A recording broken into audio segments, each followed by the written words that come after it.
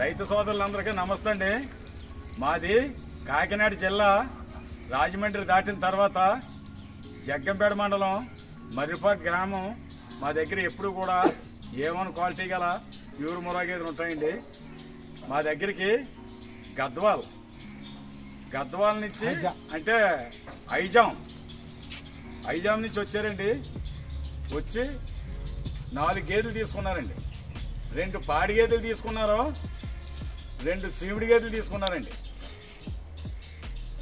తీసుకున్న రైతుల మాటలు కూడా ఒక చుట్టూ మీరు ఆలకించండి. ఏ ఊరండి మీది? అలా గట్టిగా చెప్పండి. ఐజాం మండలం జోగులాంబ జిల్లా మాది. ఐజాం మండలం జోగులాంబ జిల్లా ఉప్పల గ్రామం. ఎవరి దగ్గరికి వచ్చారు? వెంకటేశ్వర డైరీ ఫామ్ దగ్గరికి వచ్చావు. అది అర్థమైందా? మరి అది ఒక దిక్కునికి వచ్చి ఒక దిక్కుని కానీ చెప్తే అలాగే ఇంటి దగ్గర నుంచి బయలుదేరేటప్పుడు కూడా ఈ గేదెలు కొనుక్కుంటే రైతులు ఏం చేస్తున్నారంటే 10 మందికి ఫోన్లు చేసి బయలుదేరి వస్తున్నారు. అలా రాకూడదు. ఆ 10 మంది దగ్గరికి వెళ్ళినప్పుడే వీళ్ళకే దోలు తీరుతుంది. అలాగే ఎప్పుడు వెళ్ళకూడదు. ఎవరిలో ఒకరినే నమ్మాలి. అలాగే నమ్మే వచ్చాడు ఈయన.